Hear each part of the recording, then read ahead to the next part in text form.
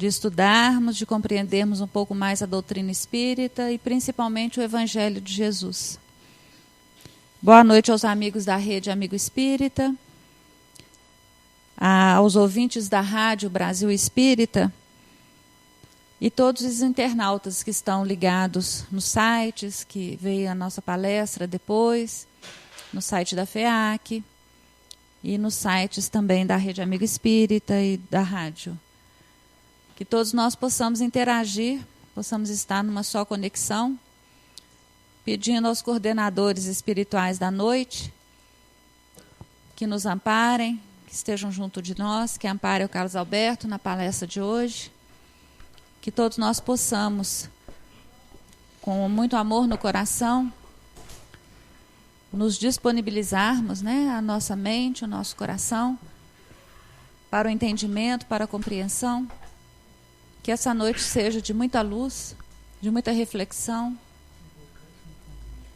e que as nossas crianças, que hoje têm evangelização, também possam ser abençoadas por essas vibrações do ambiente, que elas também possam receber esses benefícios que nós colhemos na noite de hoje.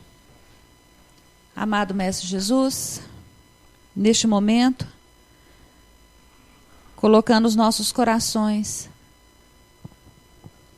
abertos ao esclarecimento, ao entendimento, pedimos a Tua presença entre nós, através dos Teus abnegados tarefeiros, da espiritualidade maior, que eles possam nos amparar, que possam estar junto de nós, tocando os nossos corações, abrindo as nossas mentes, para que essa terra possa ser fertilizada e que a semente aí lançada dê bons frutos, que essa árvore se torne frondosa. Mestre Jesus, é com muita humildade que estamos aqui reunidos em Teu nome, para a compreensão do Evangelho, que o nosso coração possa realmente ser tocado e que possamos fazer da nossa caminhada uma caminhada mais segura, uma caminhada pautada nos princípios morais que o Evangelho nos esclarece. Esteja conosco, Mestre, não só na noite de hoje, mas também todos os dias de dificuldades e alegrias das nossas vidas. Que assim seja.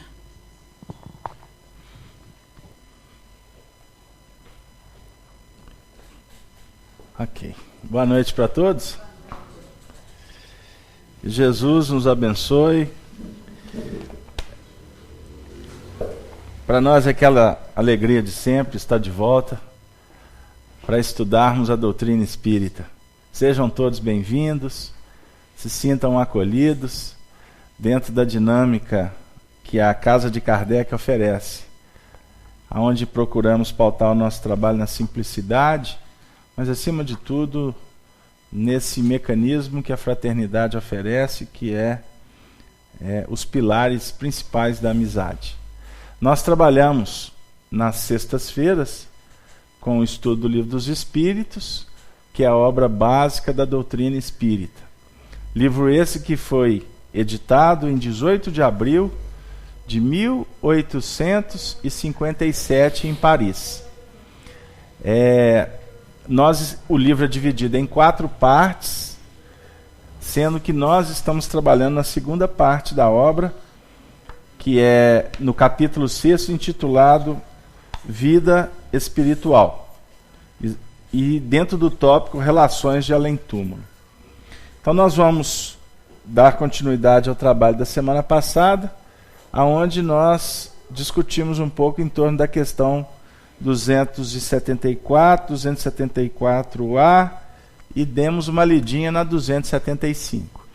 Mas antes de iniciar a leitura, eu gostaria de endereçar um abraço para todos os ouvintes da Rede Amigo Espírita, os nossos amigos da Rádio Brasil Espírita e também os nossos queridos companheiros da sala Estudando o Espiritismo, que é esse trabalho que nós temos exercitado ao longo da semana, com o programa às terças-feiras, que é o programa Amor e Sabedoria de Emmanuel. Na quinta-feira a gente faz o estudo que é o Espiritismo, Evangelho e Educação, e hoje estamos de novo com os amigos da sala, porém, aqui da FEAC, estudando o Livro dos Espíritos, porque o programa de terça e quinta a gente faz de outro estúdio, que foi adaptado lá na minha casa, né? Então, aqui na sexta a gente trabalha aqui. E antes de iniciar, eu gostaria de dar boa noite para o nosso amigo Marco Aurélio, que vai estar nos ajudando. Boa noite, Beto. Conversando com o pessoal do chat, ok? Ok, Beto. Então, à medida que o pessoal for encaminhando as perguntas, as participações, você, por favor, me interrompa, ok? Ok. Então, vamos lá. Então, quem está chegando agora, boa noite de novo. Okay? Então, vamos lá. Relações de além-túmulo é o tópico que nós estamos trabalhando. Eu vou ler as questões da semana passada, porque elas abrem para nós as reflexões para a continuidade que vamos trabalhar hoje. Pergunta 274. As diferentes ordens de espíritos estabelecem entre estes uma hierarquia de poderes? As diferentes ordens de espíritos estabelecem entre eles uma hierarquia de poderes. Ponto. Isso é uma afirmativa. Há entre eles subordinação e autoridade? Resposta: sim, muito grande. Os espíritos têm, uns sobre os outros, uma autoridade relativa à sua superioridade. Autoridade que eles exercem por um ascendente moral irresistível. Pergunta 274A.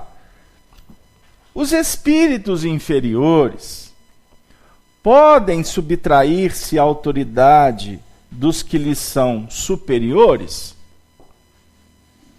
Eu disse, irresistível. Na 275.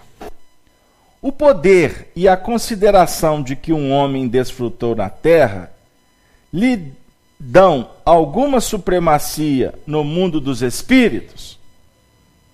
Resposta: não, pois os pequenos serão elevados e os grandes rebaixados. Lê os Salmos. Ponto. Então, até aqui, nós já trabalhamos semana passada.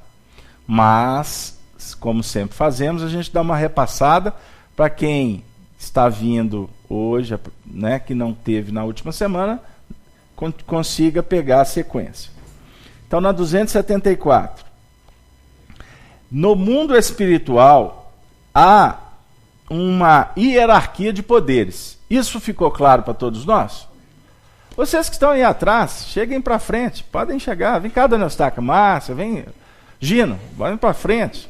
Pode chegar, gente. Tem muito espaço aqui. Fica à vontade, quem quiser ficar aí atrás. Então existe uma hierarquia no mundo espiritual. Ok? Tranquilo? Agora, a autoridade, ela é relativa à sua superioridade. Ou seja, a autoridade que os espíritos exercem por ascendência moral. Moral. E isso é conquista, ok? Na pergunta 274, os espíritos inferiores podem subtrair-se à autoridade dos que lhes são superiores? Aí vem dizer a resposta: eu disse, irresistível. Ou seja, essa autoridade não tem como você abstrair-se dela, você fugir dela, você escapar dela. É autoridade, ponto final. E diga-se de passagem, por que o espírito da verdade está dizendo que é uma ascendência irresistível. Porque é uma autoridade que ela envolve até as questões energéticas. É magnetismo operante. A gente sente aqui na Terra quando você está diante de uma autoridade moral. Não é verdade? Aquela autoridade que você chega perto dela, querendo ou não, você se posiciona, até na forma de sentar, de falar, de gesticular, você tem uma conduta diferente. Não é assim? No mundo espiritual isso funciona de uma forma irresistível. Quer dizer, o que é irresistível? Oi? Por mais que você queira, você não consegue sair. É como se é uma força muito intensa. Só que é muito interessante, porque a gente não pode desviar o contexto, associando com as coisas da Terra. Quanto mais evoluído é o espírito, quanto mais a condição dele está assim, vamos dizer, mais para a superioridade do que essa normalidade da posição espiritual que ocupa a humanidade, menos força eles exercem. Aqui na Terra, né, o poder, a autoridade que a gente concebe aqui, tem uma ligação muito, muito próxima com a questão do domínio. A palavra correta é força, domínio. No mundo espiritual, reportando aqueles que estão numa condição mais elevada, eles não exercem domínio. Porque se eles vão dominar, eles vão tirar daquele que está sendo dominado. Vem para cá, seu Fernando, muito lugar aqui. Eles vão tirar do educando a condição de escolher. E se você oblitera, se você tira do indivíduo essa condição dele poder optar, você estará prejudicando o processo do aprendizado dele. Por isso é que totalitarismo, ele não é produtivo. Mas você não pode desconsiderar a importância da autoridade moral. Porque a autoridade moral, ela não se impõe no sentido de constranger. Ela é uma autoridade que irradia de tal forma que aqueles que se apercebem, aqueles que se tornam sensíveis para essa autoridade, eles por si só se rendem a ela sem que ela invada. Captou, Célia? Olha que beleza. Vocês já leram o romance há 2000 anos? Quem não leu, vai a dica. No romance há 2000 anos, nós vamos ter lá um momento em que o senador Públio Lentulus Cornélio, ele vai procurar Jesus. Lá em Cafarnaum. Ele vai procurar Jesus porque a esposa dele, a Lívia, suplicou que ele fizesse isso, porque ele era a maior autoridade naquela região, porque ele estava com um legado de Tibério. O governador da Judéia era Pôncio Pilatos. Então ele, naquele circuito de trabalho, ele foi a trabalho, mas na realidade eles foram também para buscar uma região favorável para o tratamento da Flávia, que era uma filha do casal, que estava com a lepra, ou a Hanseníase. É uma das encarnações de Chico Xavier. Então a Lívia, a mãe, suplicou para o marido procurar o profeta para ver se ele ajudava a filha. Então ele vai. Só que ele foi de tardinha, de noitinha, para camuflar Né? Para dissimular. Porque imagine um homem, autoridade máxima, não é? Autoridade máxima, ir procurar um homem do povo. Aqui eu estou começando a falar, né, do que vem a ser poder da terra e poder dos céus. Puxa vida, pega mal, não pega? O homem, bastava ele dizer, mande buscar. E Jesus ia ter que vir a ele. Porque aqui nós estamos fazendo uma alusão a uma hierarquia da terra. Só que é muito interessante, vale a pena estudar o texto, porque o Emmanuel fez questão de detalhar esse momento, porque quando o senador vai ter o contato com Jesus, ele tem um certo torpor, é muito interessante, né? Ele começa a sentir um magnetismo que vai envolvendo ele de tal sorte que quando ele vai dar por si, ele está de joelhos perante Jesus. Essa cena é transcendente. Não foi Jesus que falou ajoelha. Porque a postura de Jesus é tipo assim, não precisa de ajoelhar não, vem cá. Deu aí? Porque o educador por excelência, ele não quer ver o educando numa condição de subalternidade, não. Isso, quem quer isso, são aqueles que se apoiam no poderio da terra. Porque com isso se sentem vitoriosos. O ego vai lá na tampa. Eu tenho o poder. Mas é muito interessante. E isso tudo denota para nós uma reflexão sobre a importância de, quando você vai tratar dos assuntos divinos, das questões espirituais, a primeira coisa que o próprio Cristo nos ensinou é orar.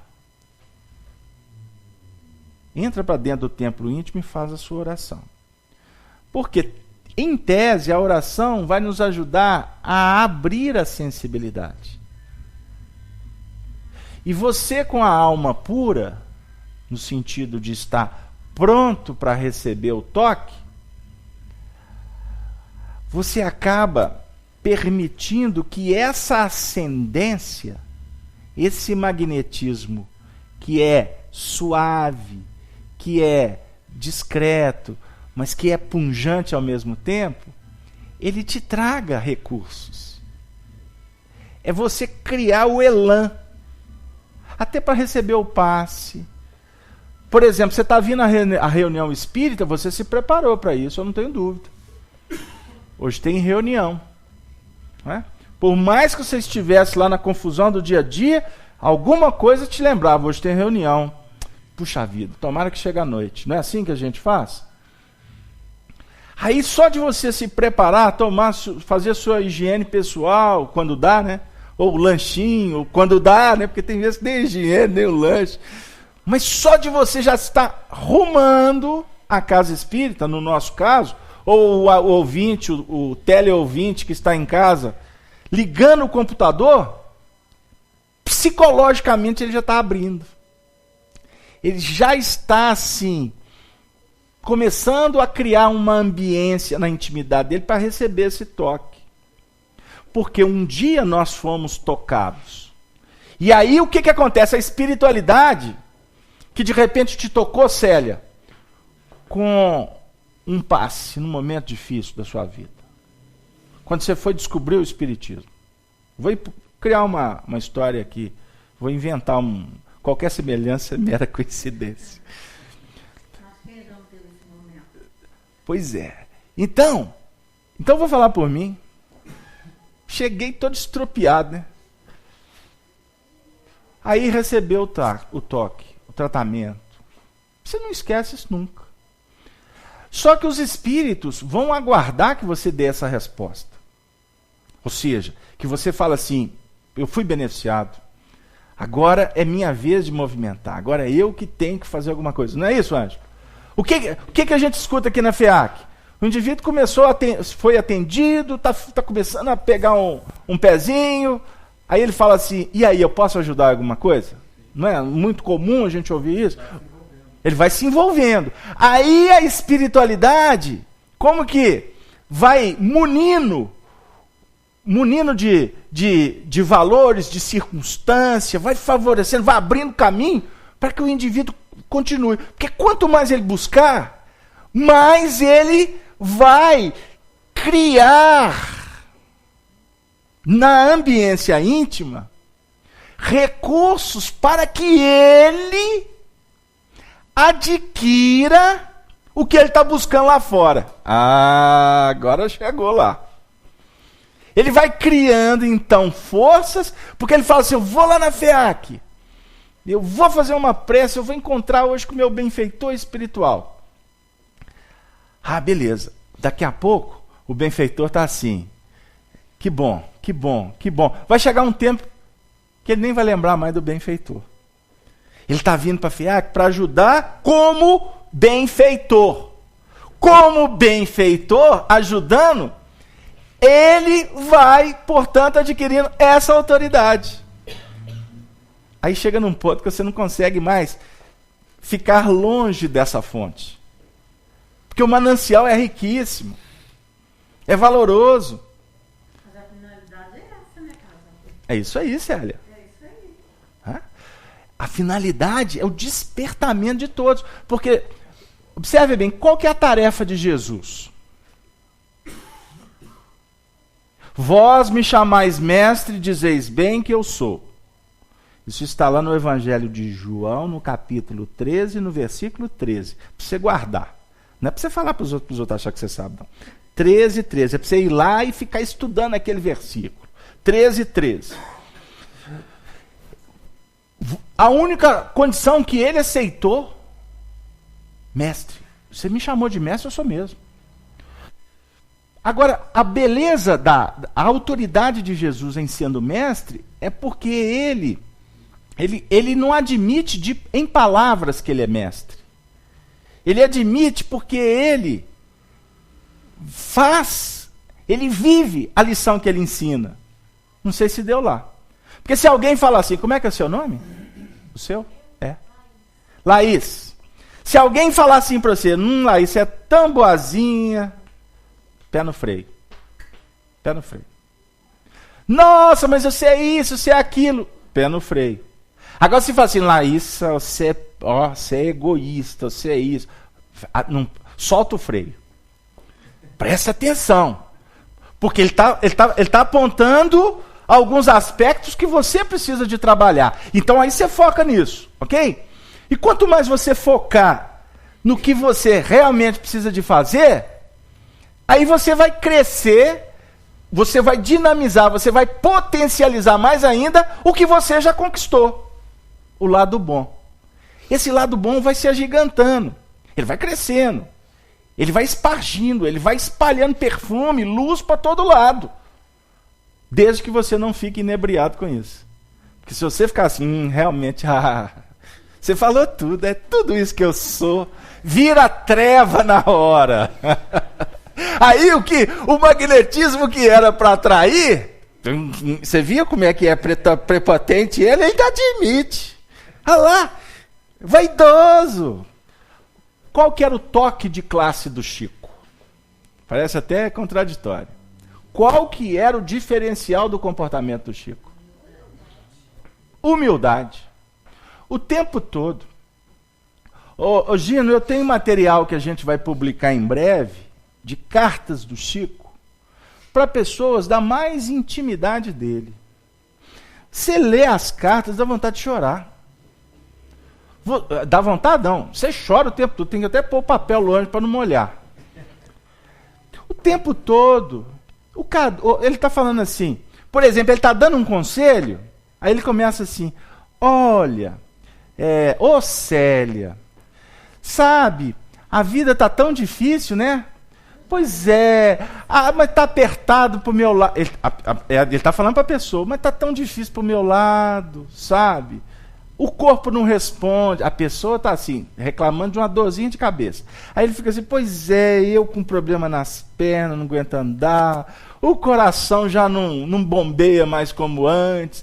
Esta visão à esquerda eu perdi como prêmio do primeiro livro psicografado e editado, Parnasmo de Além Túmulo, 1931. E agora, eu tenho um texto, Chico, na década de 80, e agora esse olho que nunca prestou tanto, resolveu a ficar rebelde, porque o olho está inflamado. Isso é o Chico falando. Né? E a pessoa chegou lá, como é que é o seu nome, amigo? Luiz. E a pessoa chegou lá para falar do desaforo que escutou hoje do marido hoje à tarde. E está lá o Chico, a vida toda. Sabe como é que começou meu sofrimento? Com 5 anos de idade, mamãe morreu. E deixou eu e mais 8. Aí o Chico vem, né? Ele vem tecendo. Aí fica parecendo que ele tá num murmúrio danado, né? Mas ele está contando o seguinte. Ele não está só dando um recado, porque quando ele fala, porque senão ele seria hipócrita. Ele está realmente contando o drama dele, porque ele está sentindo o drama. Mas a esperança dele é que o drama dele possa significar para a pessoa uma reflexão para que ela possa diminuir a reclamação ou a rebeldia. Porque são 2 pontos complicados diante da dor. Você pode ter o comportamento da rebeldia, brigar com o mundo. Ou então, o mecanismo da fuga, pela indiferença. Ok? Então a gente precisa de refletir um pouquinho sobre o que realmente os espíritos estão querendo falar para nós sobre a questão da autoridade. Mas parece que nós temos participação, Marco Aurélio, vamos lá. Fala Boa noite, Beto. Fala o nome Beto, e a cidade. Nossos internautas aqui estão mandando um abraço para todos aqui da FEAC e desejando, né, que o estudo da noite seja bem proveitoso para todos. Eu vou retornar para eles também, né, mencionando um abraço para eles, o Celso Marcos de Ponta Grossa, Paraná, o Claide do Rio Grande do Sul, a Cleusa de Portugal, o Fausto de Curitiba, o Ivadir de São Paulo, Nodá de Porto Alegre, a Marcilene de Fabriciano, a Maura de Fabriciano também, a Meire de Presidente Celina, aqui em Minas, a Miriam de Porto Alegre, o Simplício de Bento Gonçalves. E o Sindival lá do Turvo, de Minas Gerais. E o nosso amigo Arnaldo Oliveira, ele pede para avisar também que ele está para confirmar um trabalho aqui em Belo Horizonte e quer nos visitar sexta-feira. Olha aqui aí. na FEAC. E ele manda uma pergunta. Mas fala para ele que se ele gastar as perguntas hoje, não sobra para a semana que vem. No caso da ascendência moral, como educar os filhos fora desse contexto? Repete, por favor, para todos ouvirem. Ele fala o seguinte, ele pergunta, no caso da ascendência moral, como educar os filhos fora desse contexto? Fora desse contexto? Da ascendência moral. Bom, nós temos que pensar o seguinte, né? Vamos com calma. Educar não é filhos. Educar a si mesmo, educar o semelhante, fora da busca da ascendência moral, nós podemos dizer que é uma educação lusco-fusco. O que é lusco-fusco? O que é lusco-fusco? Nem mais nem menos, né? É assim que a gente fala na roça? Ok. Bom, todos nós que estamos reencarnados, nós estamos dentro de um processo de educação espiritual. Nós temos hierarquias no plano espiritual e no nosso mundo. Ou seja, dentro de um contexto de um grupo, você tem aqueles que têm mais ou menos ascendência sobre os outros. Isso é básico. Não é só pela condição de ocupar a cadeira de pai ou de mãe que essa ascendência se faz. Primeira coisa. Mas no papel de pais, nós somos desafiados pelas circunstâncias da vida para potencializar, para dinamizar cada vez mais essa necessidade nossa de elevação moral. Porque a gente vai vendo na prática que para você orientar o rebento, o filho, o educando, você tem que dar exemplo. Isso é uma das questões básicas da vida. Numa sociedade em que vivemos, em que todos os valores estão sendo colocados à prova, não é?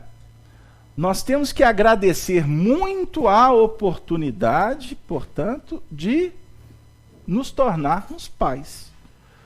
Porque no processo da paternidade ou da maternidade, o maior aprendiz são aqueles que estão na luta para educar.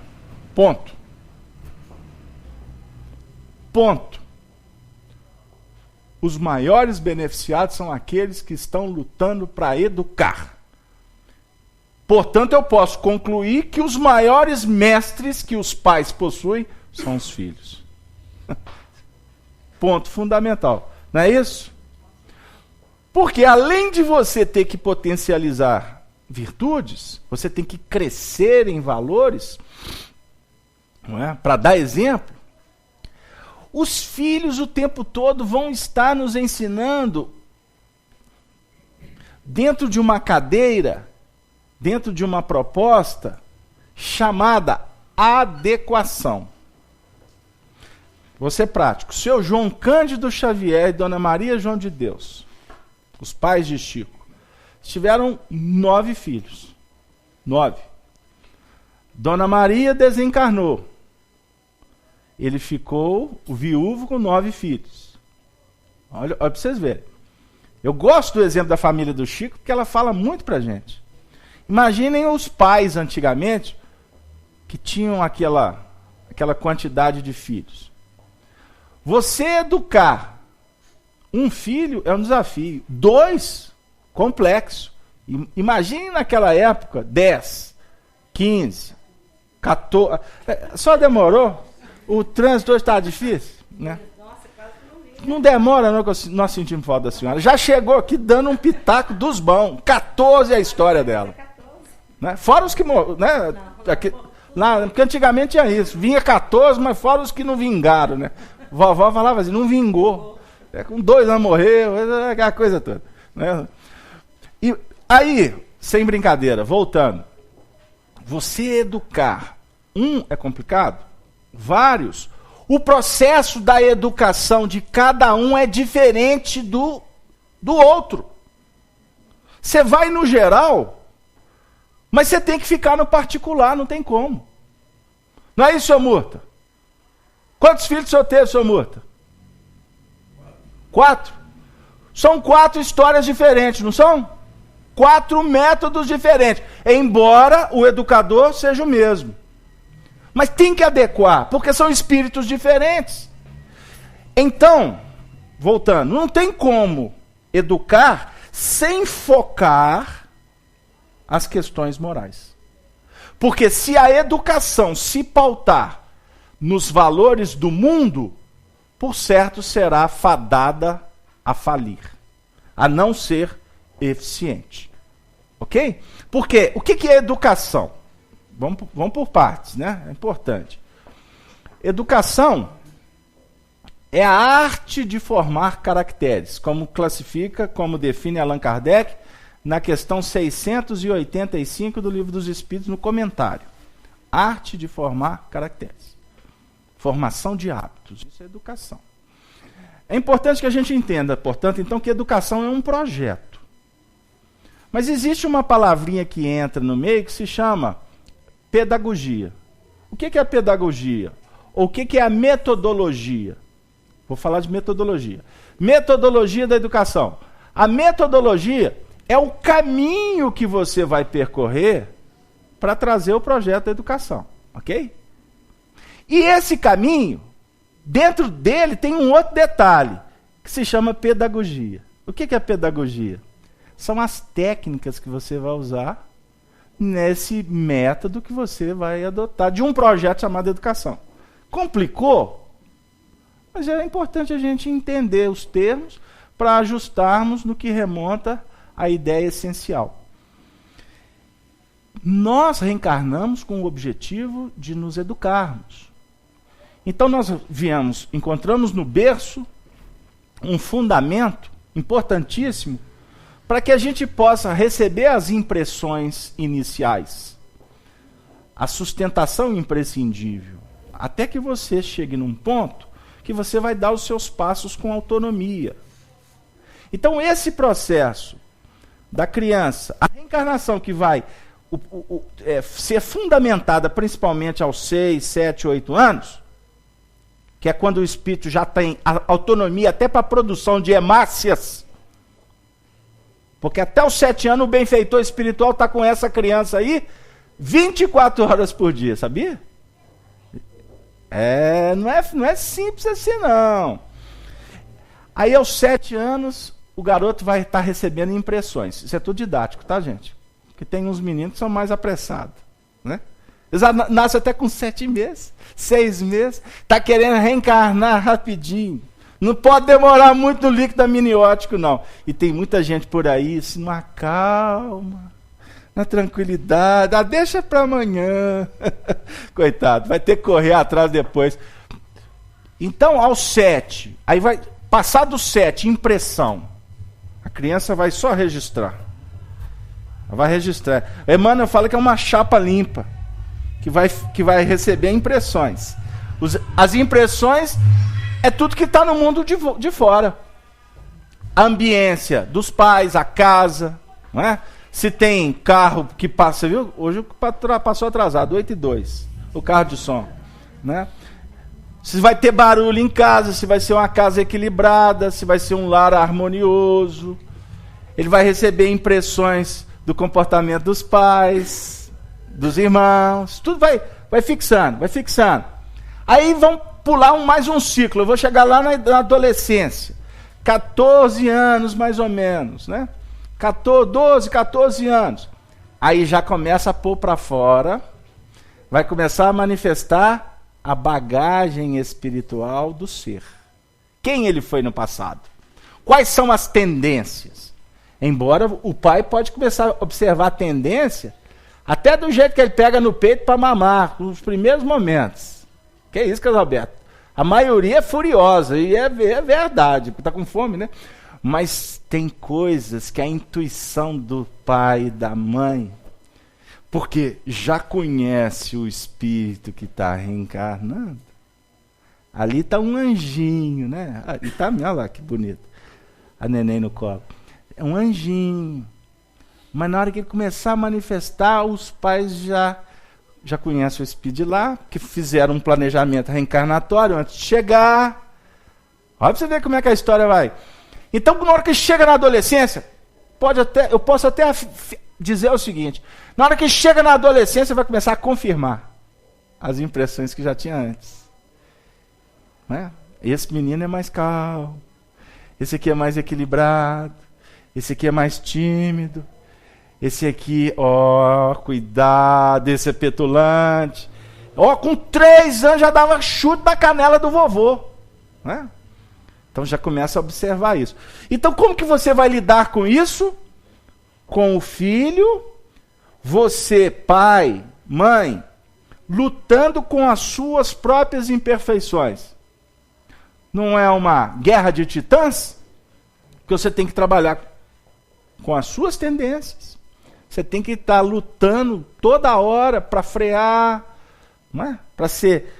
Se você tem uma tendência a ser mais duro, você tem que ficar lutando para adocicar. Se você é doce demais, você tem que aprender a ajustar. Se você é muito racional, é importante um pouquinho de intuição.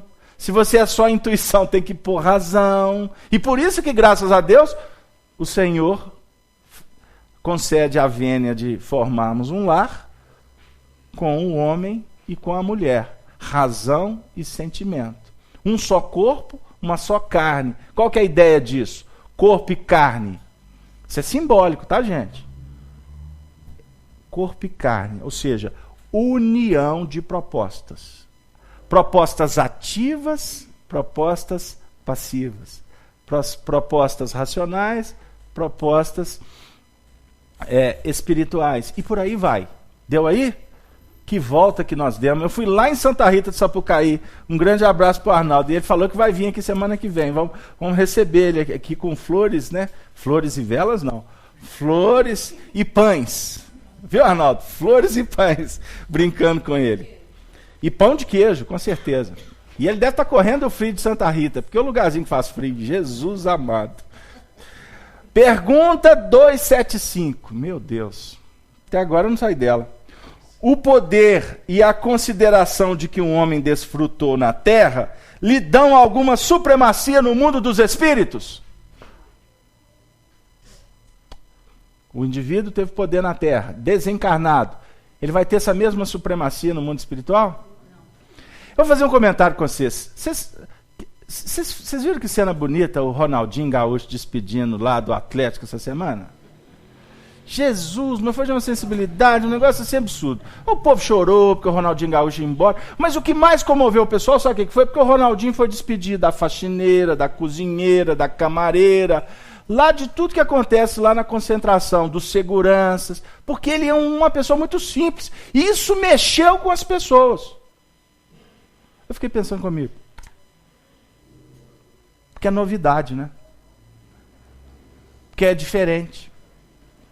Porque quem tem poder na terra, geralmente se distancia do que é básico da vida de qualquer um.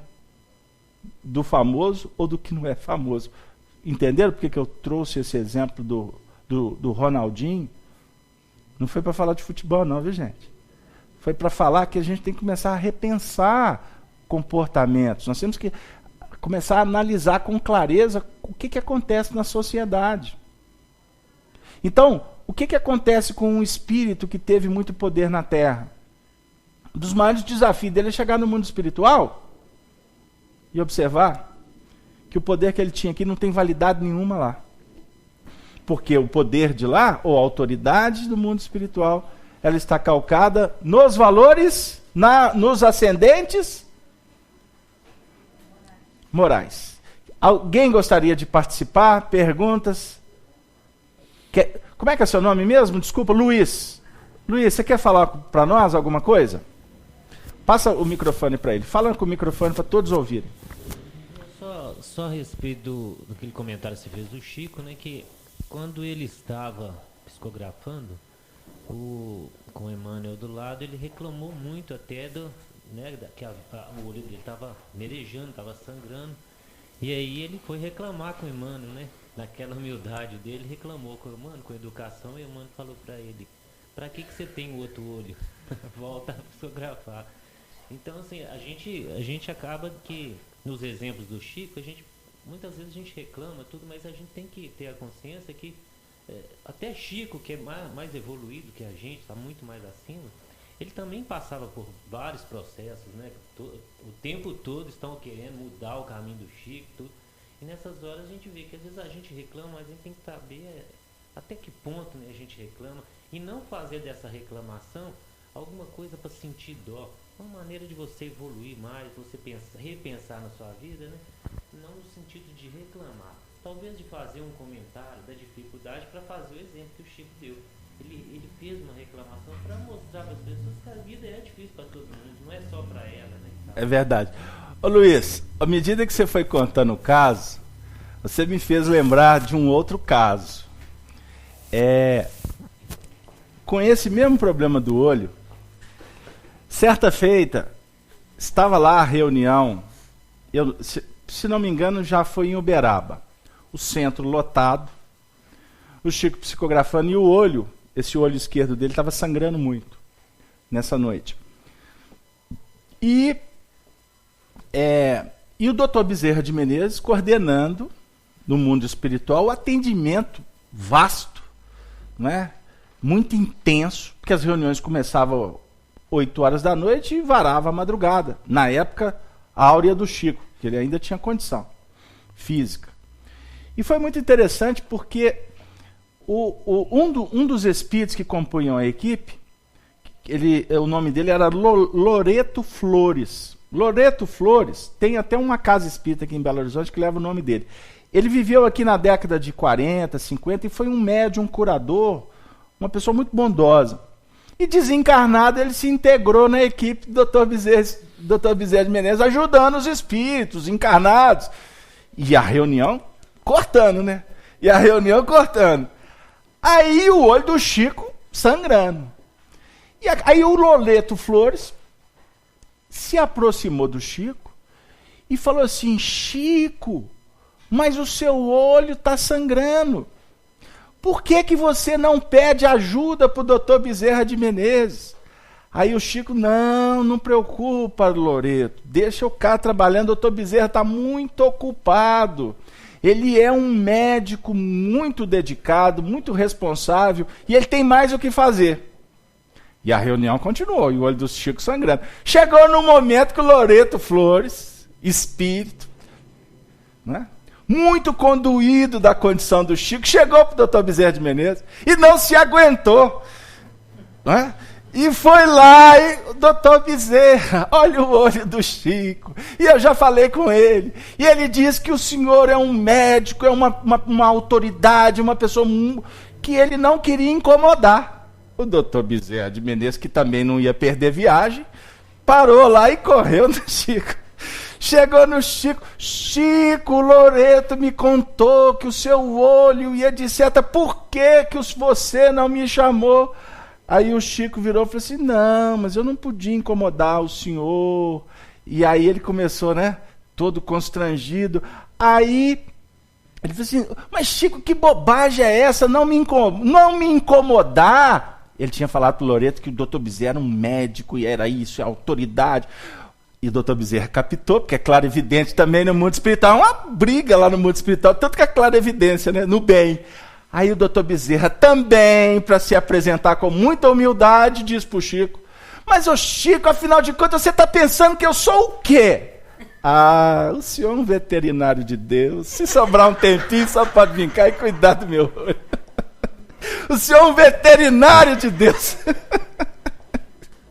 Então, Luiz, você contou essa história, eu lembrei de outra. Mas então, pergunta 275. O poder e a consideração de que um homem desfrutou na terra lhe dão alguma supremacia no mundo dos espíritos? Não. Ficou claro isso?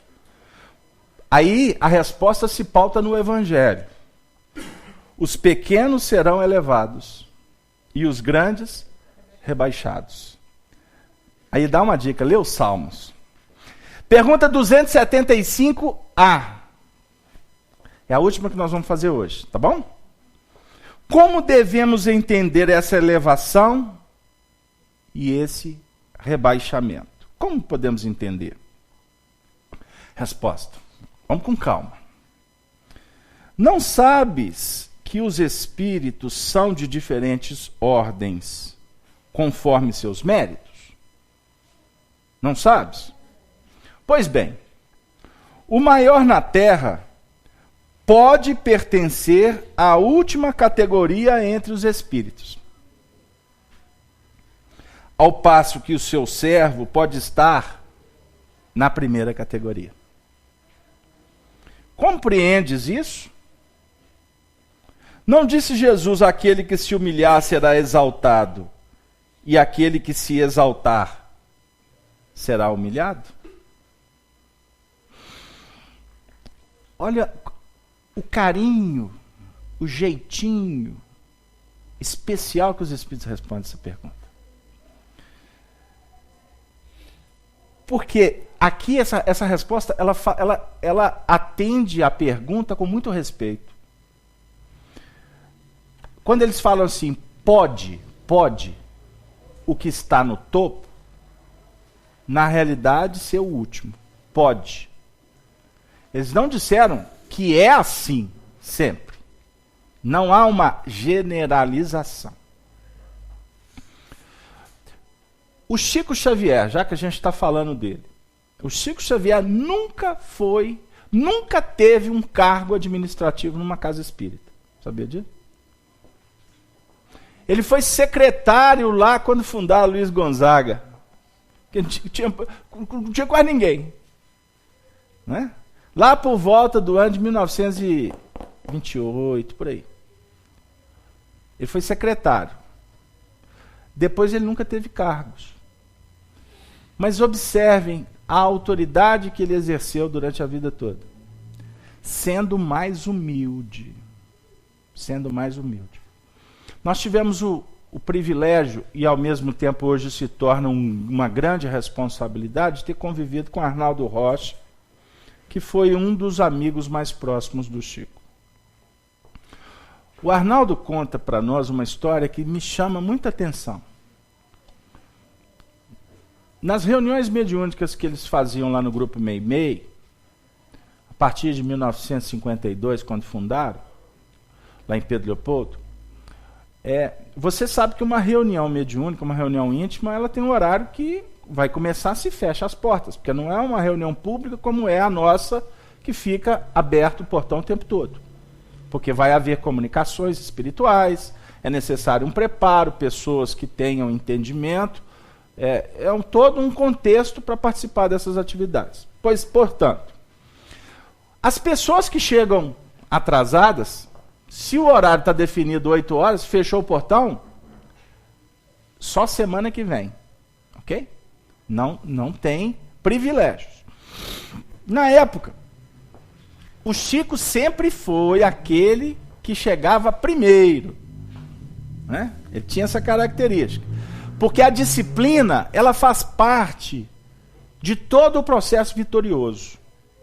E quando a gente fala disciplina, você envolve pontualidade, assiduidade, comprometimento e envolvimento moral, psicológico e espiritual com a tarefa. Então quem participa, se torna um trabalhador espírita, e vocês que trabalham conosco aqui sabem que eu bato nessa tecla direto. Que o meu papel aqui é o pior que tem.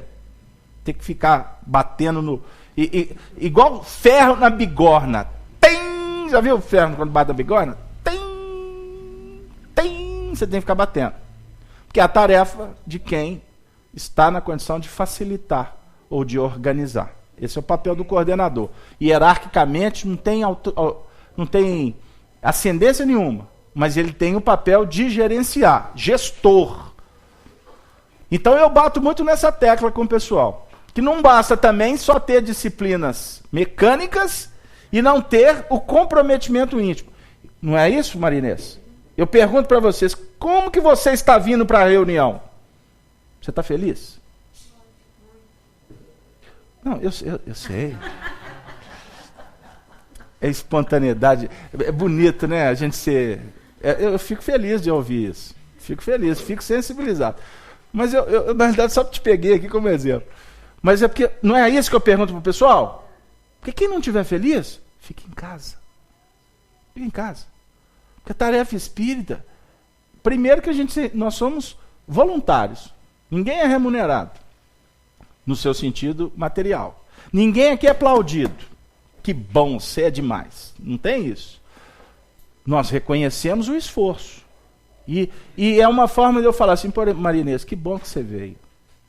Isso para mim é uma remuneração das mais importantes que tem. Não eu estar te falando, é você se sentir acolhida num grupo. Tem coisa melhor, não é? Portanto, se há um comprometimento, se há uma disciplina geral e restrita, você está bem encaixado num contexto, numa engrenagem na qual Jesus é o coordenador.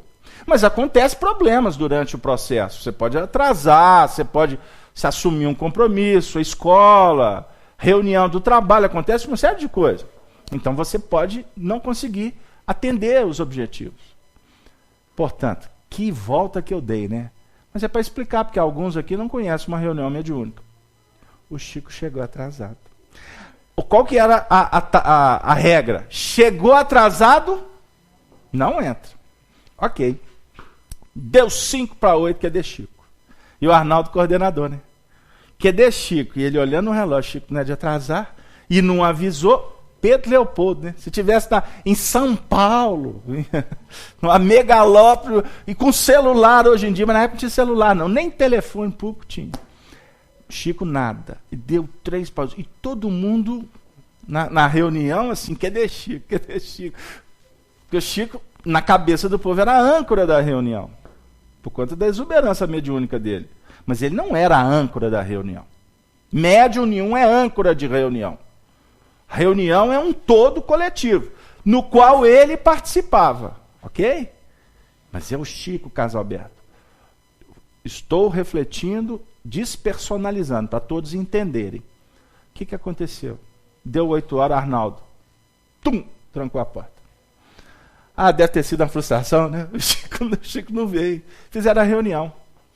Quando terminou a reunião, na hora que acenderam a luz e abriram a porta, quem pôs a carinha pro lado de dentro? O Chico. Aí entrou, posso entrar, Naldinho? Sentou lá na cadeira do lado e ouviu o parecer de todos da reunião e disse assim: pois é, agora eu gostaria de pedir desculpa para vocês, porque aconteceu isso, e eu cheguei, e aí fulano de tal estava trancando. Aí a pessoa virou: mas por que você não falou? Ele falou assim: a regra é para todos. Mas foi tão bom, porque eu fiquei aqui do lado de fora e acompanhei a reunião toda aí dentro com vocês. Isso tudo acontecia numa sutileza, de uma forma tão especial, que o Chico falava de disciplina com amor. Ele não falava cobrando, igual alguns dirigentes espíritas que muitas vezes têm comportamentos que dá vontade de sair correndo. Tamanho totalitarismo, não tem isso. Então, tudo isso para a gente refletir na beleza da vida que te coloca numa posição, seja ela na ascendência ou na subalternidade, para que todos nós possamos aprender com esse processo. Se você está na direção, você tem que diligenciar, você tem que equacionar, você tem que muitas vezes pensar no todo. É muito complicado, porque você, por exemplo, ser gestor de pessoas é difícil, porque muitas vezes ele pode estar complicando o grupo inteiro, não pode? Aí como é que você vai lidar com isso? Entendeu? Como é que você vai lidar? Eu, graças a Deus, no Evangelho, eu falo isso para vocês, eu, graças a Deus, no Evangelho, conscientemente, eu nunca fechei a porta para ninguém. Nunca fechei a porta. Quando tem um que está dando problema, eu entro em prece. Tem hora que o problema é muito grave, aí eu converso com ele. E eu não vou nos assessores, não. Jesus, é com você agora. No bom sentido. Me ajuda aí, porque como é que faz? E graças a Deus a vida sempre mostrou que a solução vem. Agora nunca partiu da minha decisão. Vou contar um caso rápido para vocês. Tinha um companheiro que frequentava a outra casa que a gente trabalhava, o Werner, e ele era coordenador da reunião pública. Posso falar agora, não tem problema não. Ele era coordenador da reunião pública. E assim, ele tinha, na performance dele, ele tinha uma dificuldade de expressão. Ele falava muito baixo. E lá na época não tinha microfone.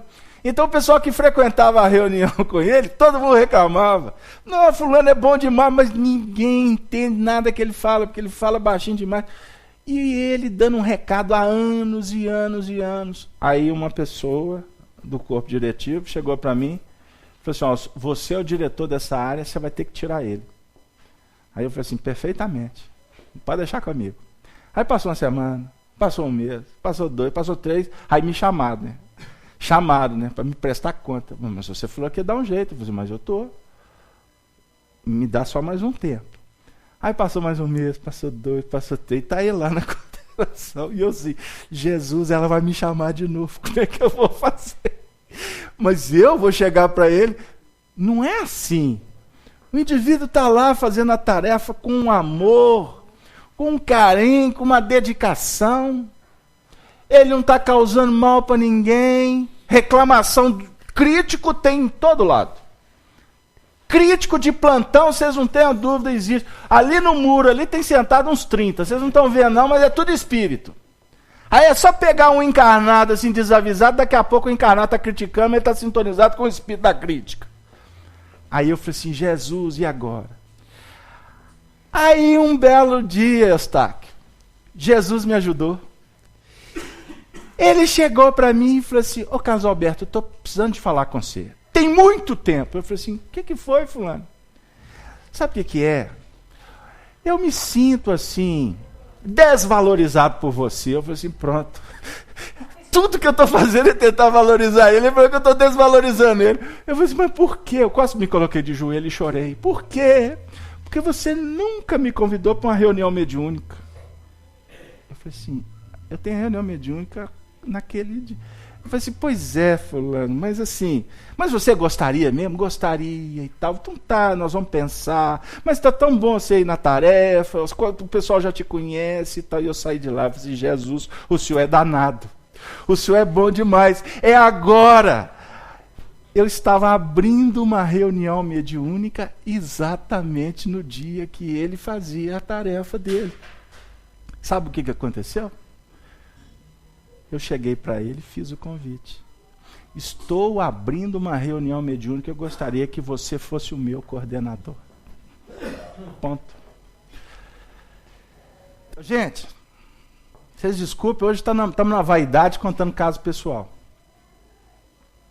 Esse indivíduo até hoje ele é grato à oportunidade que eu dei para ele de coordenar a reunião mediúnica. Só que eu fui intimado a tirar ele da tarefa.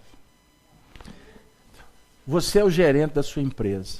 Tem hora que você tem que tirar. Porque existe uma engrenagem que é muito complicada para quem administra. Não é assim, seu Fernando? E lá na sua empresa, muitas vezes você não vai poder usar o time que você vai usar numa outra dinâmica. Aí vem a seguinte reflexão. Por quê? Que uma hora você tem a oportunidade e a outra você tem que usar outros mecanismos. É exatamente para que você desenvolva na sua intimidade a sua capacidade de se adequar, mas operar jamais desrespeitando quem quer que seja. Ao contrário, trabalhar no sentido de amar o outro e fazer com ele ou por ele o que você gostaria que ele te fizesse. Difícil, hein? Doutrina espírita não é simples não, viu, gente?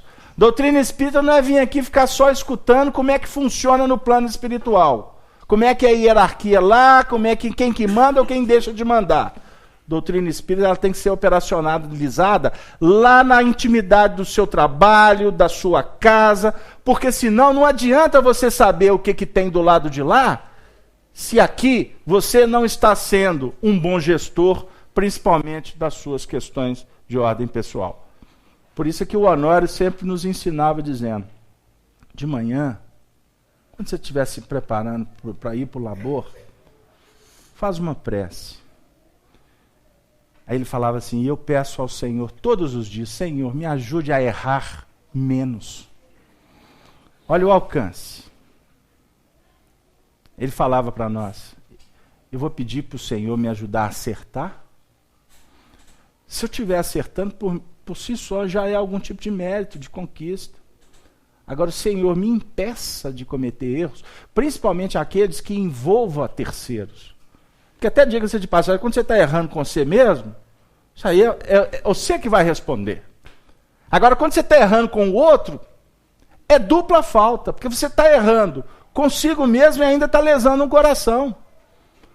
Aí, Luiz, o nosso querido Francisco Cândido Xavier, se estivesse aqui, com muito carinho, ele ia te dizer assim, não evoluí tanto não. Eu lutei muito para consertar muitas coisas que eu fiz que não foram apropriadas. Agora, a beleza do trabalho com Jesus é que favorece para que você crie uma dimensão de muita amizade, de muita sensibilidade. Esta é a função de uma reunião espírita. Vocês imaginem quantas pessoas estão nos acompanhando agora dos seus lares. Está sendo transmitido pela internet. Temos pessoas que estão acamadas, que depois nos trazem depoimentos. Tem outras que não podem sair de casa por medo, por dificuldade. Nós temos pessoas ali de vários estados. A Cleusa está aí? Tá. Cleusa de Leiria, Portugal. Todos estamos tentando criar estabelecermos um vínculo de profundidade. Porque aí fora não está fácil. Por isso é que as portas da FEAC estão abertas, literalmente aberta, para receber todos os clamores, todos os pedidos. Porque casa espírita que fecha a porta, ela não está cumprindo a função dela. Com todo respeito, com todo carinho. E não é simples, não é simples. Porque quando o indivíduo desce ali estropiado, Ângelo, costuma ele descer, ele 30 junto com ele. Casa aberta é mesmo? É. Então, quantos que estamos aqui? Multiplica tudo por 30. Calma. Não é assim não. Mas desce 30. Aí, muitas vezes, nós ficamos fragilizados porque estoura determinadas bombas na nossa mão e a gente não sabe o que fazer, não é isso, Dora? Você está aqui na quarta-feira, você sabe. As nossas reuniões de tratamento. Outro dia um companheiro me perguntou, mas eu não estou dando conta. Eu falei, meu amigo, você está aqui em Belo Horizonte, você está no pronto-socorro, no Odilon Berg, se você não está dando conta, vai para uma clínica, vai cuidar de menino, maternidade, jardim de infância, com todo respeito. Que aqui nós temos que nos preparar para enfrentar problema, porque o problema maior, que é o seu, ele está sendo tratado, cuidado, quando você está cuidando da dor do outro. Então, eu não quero que aqui se torne um hospital, porque seria contraposição, né? Eu quero que isso aqui se torne uma escola. Mas para se tornar escola, Gino, ele tem que perpassar as sendas de um hospital. E o hospital é para tratar, é para cuidar. O mundo aí fora está indiferente à dor do semelhante. O mundo aí fora, você senta num ambiente, muitas vezes você se sente desconfortado, porque você não sabe com quem que você está tratando. Você está conversando com alguém que está sorrindo para você, mas muitas vezes você está com aquela sensação de falsidade, não é? Ou eu estou sentado com ela aqui, muitas vezes você vê que há interesses amoedados, interesses políticos, interesses de socialização. Grupos se reúnem, para ser prático, grupos se reúnem, brincam juntos, não é? Mas muitas vezes é apenas para atender aquela necessidade da brincadeira, e por isso vivemos de aparência, esconde-se as questões, até que um dia você não tem mais necessidade daquela brincadeira, você vai se desvincular do grupo. Ou então a dor vai bater na sua... Ô, Márcio, eu estou te pegando muito para Cristo hoje, vou para a dona Eustáquia. A dor... Eu apontei para você agora para a dona Eustáquia. A dor vai bater na sua porta, como hoje eu escutei um depoimento, e possivelmente eu vou estar falando para a pessoa agora. Ela reside nos Estados Unidos da América. Está passando por um problema seríssimo, com um filho que está preso. Ela me escreveu um texto hoje que me sensibilizou. Ajudem meu filho, manda um cartão para ele. Ele está possivelmente confinado por mais 30 anos na cadeia, um menino de 18. Manda um cartão para o meu filho. Mas o que mais me sensibilizou não foi pedir o cartão. Foi ela escreveu no final do texto. Você que talvez se julgue meu amigo, ou que seja meu amigo, porque a maioria dos meus amigos foram embora quando descobriram a história do meu filho.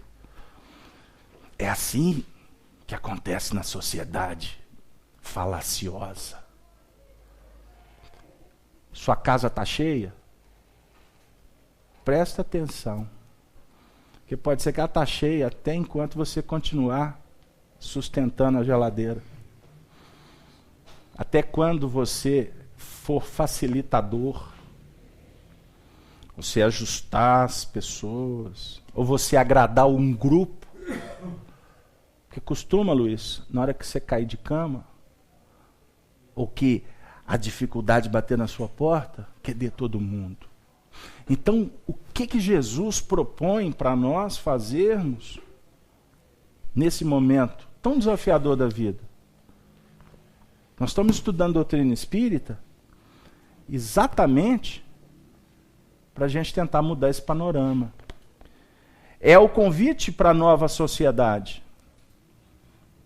A sociedade do terceiro milênio. O mundo novo. Esse mundo novo, ele tem que ser construído, Eustáquio, com os valores, em tese, do mundo velho. Mundo velho? Que mundo velho? Na realidade não é mundo velho, a história velha, que na realidade é uma proposta nova, e que até hoje nós humanos não entendemos. Que é a proposta de Jesus de simplicidade, a proposta de Jesus de compreensão, de solidariedade, de arrimo, de tolerância, de fraternidade. Como que nós estamos cuidando dos nossos filhos, seus netos? O que você está passando para eles? Nós temos que pensar sobre isso. Ou nós vamos continuar coniventes? Esse é o problema. A gente muitas vezes, até no meio espírita, a gente toma consciência das coisas, mas a gente continua repetindo os mesmos erros. Como diz um amigo meu, ou é ou deixa de é. Paulo de Tarso, a essência é a mesma, né? Quente ou frio, porque morno não presta. Nós estamos olhando a realidade espiritual, nós sabemos que vamos desencarnar, nós temos convicção da presença dos Espíritos em nossas vidas, convicção. Mais do que imaginamos, eles que nos influenciam, e a mediunidade o tempo todo está nos mostrando isso aí, não é verdade? Então, nós sabemos que vamos encontrar aqueles que partiram, outros que estão nos aguardando vão chegar, esse intercâmbio, você vai desencarnar. Aí, Casa Aberta, essa parte que eu não queria ouvir. O senhor não vai desencarnar, seu Fernando? Não, não faz isso. Célia, sua esposa, aí já começou a ficar preocupada. Né? Não, por favor, se tiver que desencarnar, que seja 21h10. Que terminamos a reunião 21, né? Todos nós vamos desencarnar. Não vamos? E nós que o negócio está ficando mais apertado, porque os anos estão mais rápidos, né? Aí a gente fica olhando para trás e fala assim, meu Deus, quantas coisas passaram. Mas não se preocupe, porque vão continuar passando. Autoridade, e por isso nem ainda me julguei digno de ir ter contigo. Dize, porém, uma palavra e meu criado sarará. Por que a gente colocou esse texto? Porque ele se remonta à passagem intitulada O Centurião de Cafarnaum. E eu vou ler rapidamente aqui, fazendo pequenos comentários. E depois de concluir, melhor.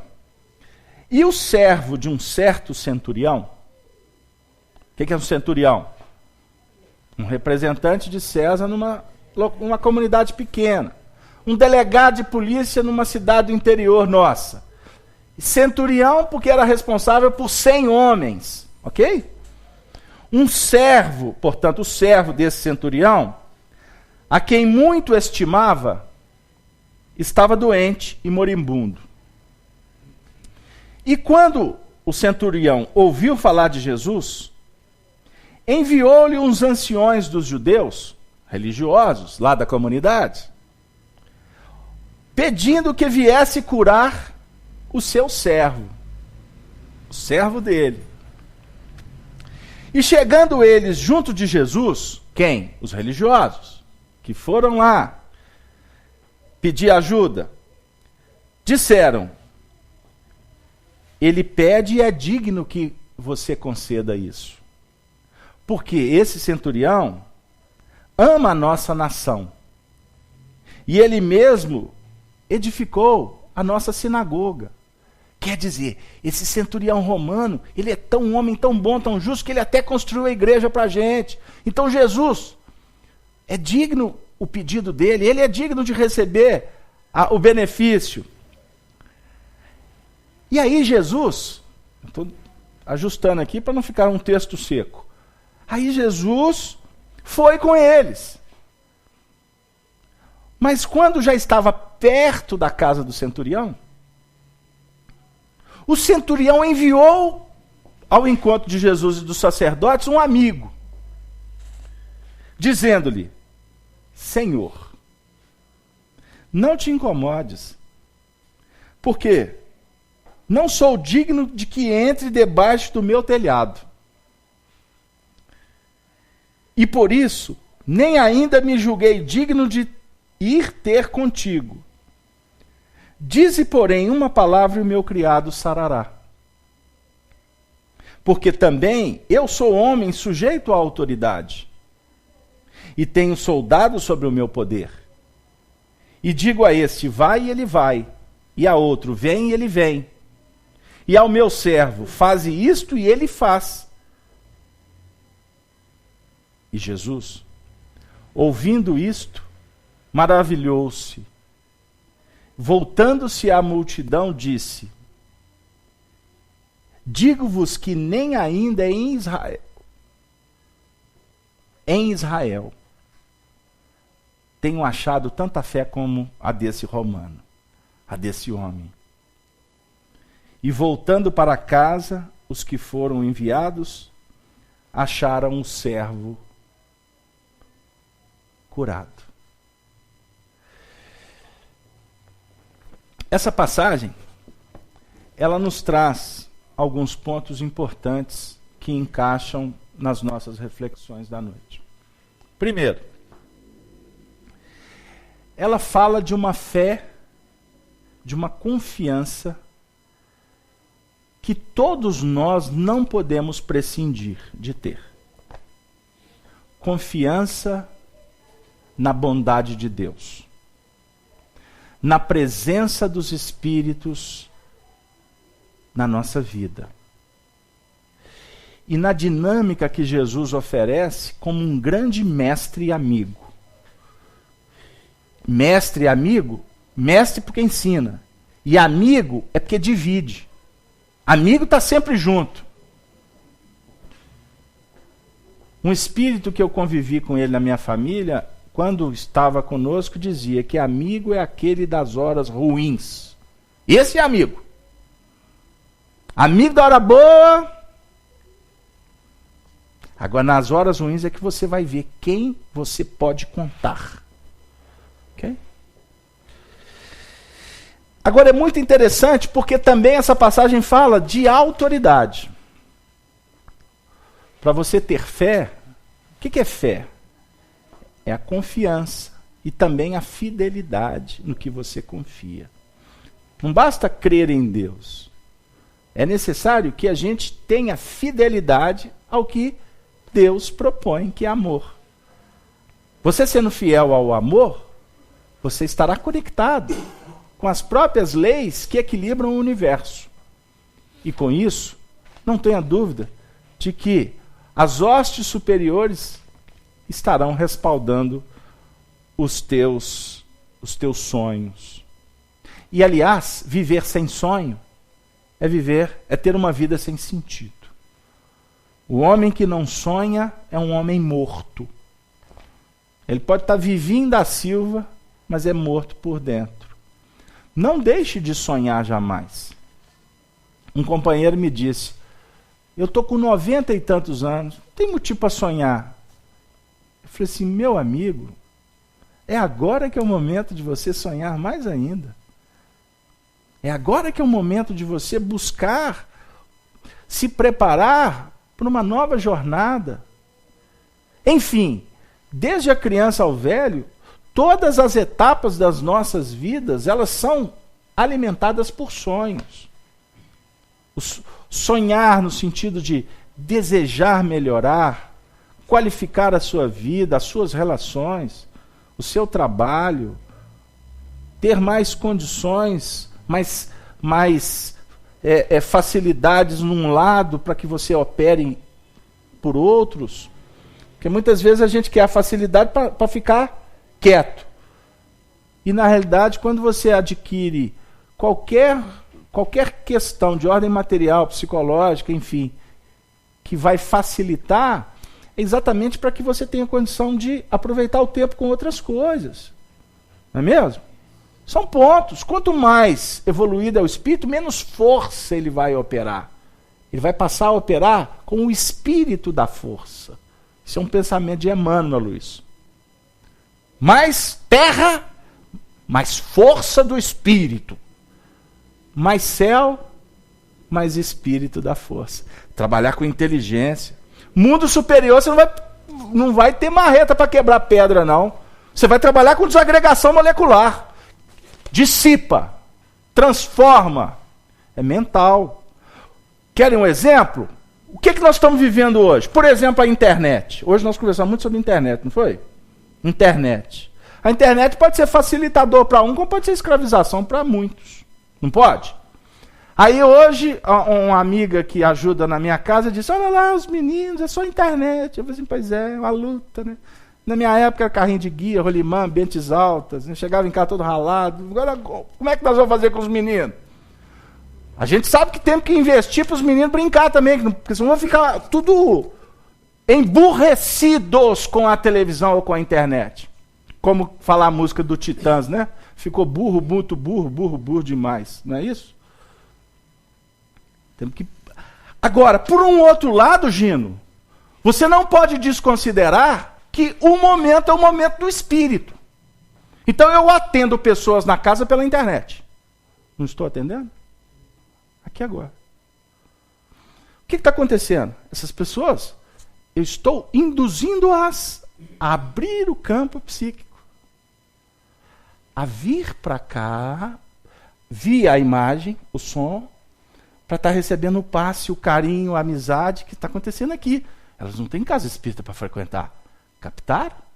Aí, por um outro lado, eu estou pondo Marco Aurélio, foi um dos grandes sábios imperadores romanos. Marco Aurélio está olhando para a internet, conversando com o Arnaldo, dialogando com o pessoal. O que está acontecendo com o Marco Aurélio? Ele está em corpo mental, se deslocando no espaço e no tempo, para intercambiar com aqueles que estão nos lares. Então aqui nós estamos fazendo o quê? Intercâmbio. Isso, na realidade, é um exercício, Luiz, que vai favorecendo o tempo todo a que nós possamos nos desprender de um contexto ainda muito objetivo. Que para nós o que vale é o pão-pão, como é que chama? Como é que é? Você seja rápido, né? Pau, pedra. Nunca ouvi, não, mas foi. Ah, Sony. Até parece que não reencarnou em Minas. É pão, queijo de Minas. Ou seja, aí os meninos, o que está acontecendo com eles? Eles são espíritos que reencarnaram para trabalhar numa outra dinâmica. Então, a questão da abstração, a questão da capacidade de administrar muitas tarefas ao mesmo tempo, é um fato. Qual que é o papel do educador com essa turma? É ficar chamando eles, porque também não pode ir demais, não, porque senão viaja na maionese. E se perde no individualismo e na indiferença. Deu? Porque se deixar 5 meninos com tablet, iPad, iPod, e eu lá na cozinha com iPin, aí, pois é. Aí o que acontece com os meninos? Eles vão deixar de olhar um nos olhos do outro, vão deixar de pegar na mão do outro, vão deixar... Aí acontece o que acontece na nossa selva de pedra. Você mora num prédio de 3 andares como o meu, 6 apartamentos, tem vizinho que eu vou ver ele daqui a 6 meses. Não tem nem coragem de pedir um tiquinho de açúcar. Acabou, pô! Deu aí? Mas é a dinâmica. Então, voltando. Então, nós precisamos de entender que essa lição, ela fala de atitude, de fé e de humildade. Atitude. Vamos pensar. O centurião se preocupava com o servo dele. Ele estava no... Que pena, falta 10 para as 9. Mas se não der, eu volto semana que vem. Tá bom, gente? Porque essa passagem ela é muito rica. O centurião se preocupava com o servo. Ou seja, hierarquicamente ele estava sintonizado com a dor do menor. Nós aprendemos no Livro dos Espíritos que em toda relação existe o maior e o menor. O mais evoluído e o menos evoluído. Toda relação. Mas também há 2, existem aspectos superiores aqui, inferiores aqui. Como existem aspectos superiores aqui e inferiores aqui. Deu aí? Só para a gente entender. Porque essa questão de superior e inferior, a gente não pode personalizar. Eu sou superior à minha mulher. Não é isso. Nós estamos falando de valores, de conquistas. Ok? Mas o simbolismo aqui do centurião traz para nós uma reflexão transcendente.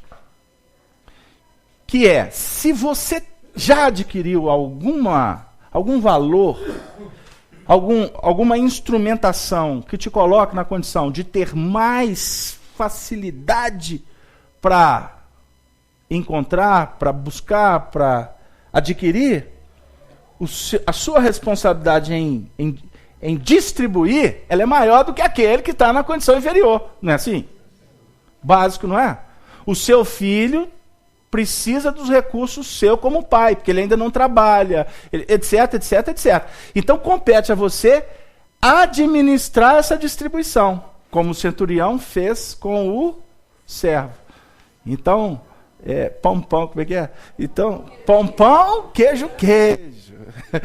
Então, cuidado nessa administração com o filho, porque não é fácil. A hora de regar e a hora de passar a pá, né? A hora de jogar adubo e a hora de, Zé Fini, não é complicado, não é mesmo? Mas o importante é o espírito de solidariedade do centurião. Tá? Agora, ou seja, nós, quanto sociedade, precisamos de estar com os olhos atentos. O tempo todo. Porque na carência, as oportunidades, elas vão batendo na porta de todos nós. E se a gente não estivermos sensíveis, a oportunidade bate e volta. O servo vai ser atendido. O centurião agora é você, seu Fernando. Mas se você, como centurião, não se responsabilizar, a vida vai passar o centurião, a centúria, para Célia, para Marinês, para Dora, para Dona Nilza. Mas o servo vai ser atendido. Esse é que é o ponto. Agora, o grande lance é o seguinte: se você, como centurião, aproveitar a oportunidade, bem-aventurado és tu, e não o servo que recebeu. Explica melhor isso. Vou explicar. Com a equação do Evangelho. Jesus, no Sermão da Montanha, disse assim: bem-aventurados os que são misericordiosos. Ele falou, bem-aventurado quem recebe misericórdia? Não. É quem opera com misericórdia. Porque você operando com misericórdia, você vai estar fazendo luz. E fazer luz é segurança, é tranquilidade, é garantia. E é abrir porta para que você continue fazendo cada vez mais e ir ascendendo nas hostes maiores em Deus. Eu gostaria muito de continuar com essa passagem semana que vem, se vocês me permitirem. O nosso tempo está expirando, mas eu não posso encerrar a minha fala sem concluí-la com Emmanuel, com a lição que, inclusive, é o título do nosso trabalho da noite. É uma lição curta, intitulada Autoridade. Faz parte do livro Harmonização e diz assim: a autoridade não é patrimônio exclusivo dos administradores, dos legisladores, dos juízes ou dos sacerdotes do mundo. Como poderá parecer aos menos avisados de entendimento? Cada criatura que detém os tesouros da razão permanece ligada às obrigações da autoridade que, em toda parte, em todas as circunstâncias, é mandato do Senhor. O governante é constrangido a velar pelos governados. Compromisso. Se são compromissados, Não é compromisso nosso julgar, mas é tarefa deles. O médico é responsável pelo doente. O maior é tutor do menor. O espírito esclarecido é devedor de luz ao ignorante que ainda se debate nas trevas. Por isso é que ele não pode ser apressado. Ele tem que repetir a lição. Repetir. Porque quem está em treva está debatendo. Não tem condição de discernir. Por isso é que eu contei um caso para vocês aqui, numa vaidade pessoal, mas apenas para tentar didaticamente demonstrar que você tem que trabalhar com as circunstâncias. Não faz acontecer determinadas coisas, não, porque você pode estar assolando, você pode estar dilacerando, mesmo com boas intenções. Entendeu? Eu aqui na Casa Espírita eu tenho coisas que eu conto para a turma aqui que eu demoro anos para falar. E muitas vezes eu sou pressionado. Fala! O meu time tem que ser o time de Deus. Tempo de Deus. Você tem que esperar. E não é fácil, porque tem hora que você acha que chegou o momento, você vai dar mal. Não, tinha que esperar mais um pouco. Mas nós somos responsáveis por essa administração. O operário deve responder pela tarefa que se confia. Lembra que nós citamos aqui segunda-feira? Uma companheira brincou, eu chamei e ela brincou assim, sim senhor. Aí todo mundo brincou, que é isso, senhor? Eu também falei, senhor, eu estou ficando velhinho, mas não precisa me chamar de senhor. Aí na hora que ela sentou na mesa eu falei assim, agora galera, vamos prestar atenção no comportamento? Lembra? Na realidade ela não falou senhor para mim. Ela falou senhor para a circunstância. Ela estava sendo convidada para o trabalho. Sim, Senhor. Sim, Senhor. Não foi o que Maria Santíssima falou para o anjo Gabriel? Eis-me aqui a serva. Faça o que quiseres. É para carregar pedra? É para água na peneira? Lá vai Maria? Como é que é? Eu vou, eu estou dentro. Não é assim que a gente fala? Estou junto e misturado. É respeitar a missão. Só que a gente, lá vem ele de novo. Mandar, só manda. Está personalizando e está perdendo a oportunidade. Os pais são compelidos à orientação dos próprios filhos. O homem que descobriu a fé renovadora deve paciência e exemplificação. Aqui, ó. Às consciências frias que ainda viajam no mundo, sob a neblina espessa da indiferença. E em torno de nossos passos, desenvolve-se a natureza, em todos os círculos de vida e amor, exigindo-nos auxílio, compreensão, carinho e assistência. Temos autoridade sobre os animais e sobre as árvores, sobre as paisagens e sobre os acontecimentos que nos cercam, e dessa autoridade daremos conta ao poder superior que rege o mundo e a vida. Conhecimento é responsabilidade. Saber é obrigação. Você vai à FEAC hoje de novo? É minha obrigação. Se eu tiver que dar a vida por ela, eu dou. Porque eu sei que se eu não der a vida me tira a responsabilidade. Deu? E eu não posso perder. Eu não posso perder mais essa. Estou falando eu, simbólico. Progresso é também dívida da alma, que se levanta e evolui. De vez que o plano inferior é sempre o pedestal daquele que se agiganta e cresce na prosperidade material e espiritual. Vocês prestaram atenção? O plano inferior é pedestal para quem ascende. Religioso quer acabar com a treva. Lembra que eu falei do problema no centro espírita? No dia que o centro espírita não tiver problema, ele perdeu a função. A treva nunca vai acabar. Porque na treva, seu Gino, seu Murta, é que se resplandece luz. Agora, você não vai ficar feliz porque você está vendo treva. Então, no momento do conflito, da guerra, da treva, é oportunidade. Gostaria muito de caminhar com mais vagareza. Seja o bem a diretriz de nossa autoridade, por onde transitemos na luta de cada dia. E por fim, façamos de nossas horas sinais de aplicação positiva do nosso espírito aos ensinamentos do Senhor. E, certo, em breve tempo, partilharemos a sublime autoridade dos verdadeiros aprendizes de Jesus, escalando em companhia deles a iluminada e gloriosa montanha da vida eterna. Aí diz o Roberto, eu vou subir. Não é isso? Uma luz lá no alto, eu vou seguir. Uma voz que me chama.